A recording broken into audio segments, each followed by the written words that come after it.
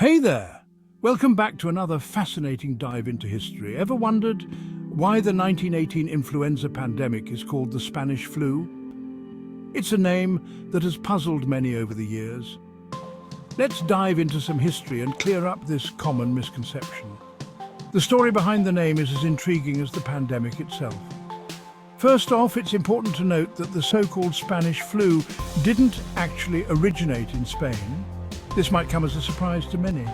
In fact, many researchers believe it started in the United States, while others suggest France or China. The exact origin remains a topic of debate among historians. So why Spain? Well, during World War I, the major countries involved in the conflict, like the United States, the United Kingdom, France and Germany, had strict wartime censorship. This censorship was meant to control the flow of information and maintain public morale. They didn't want to report anything that might lower morale or give their enemies an advantage. This included news about the flu, which was ravaging their populations. This meant news about the flu was heavily suppressed.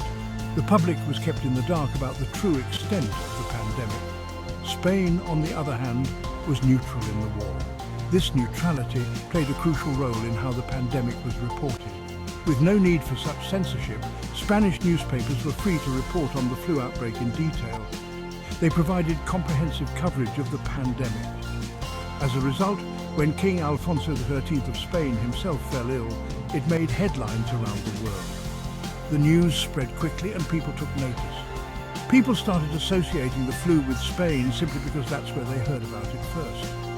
The detailed reports from Spanish newspapers made it seem like Spain was the epicenter. This misnomer stuck, and the world began calling it the Spanish flu.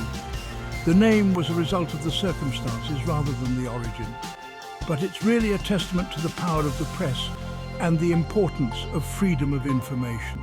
The ability to report freely had a significant impact on public perception.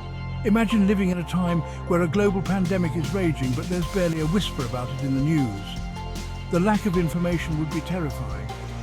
It's a reminder of how critical open communication is, especially in times of crisis.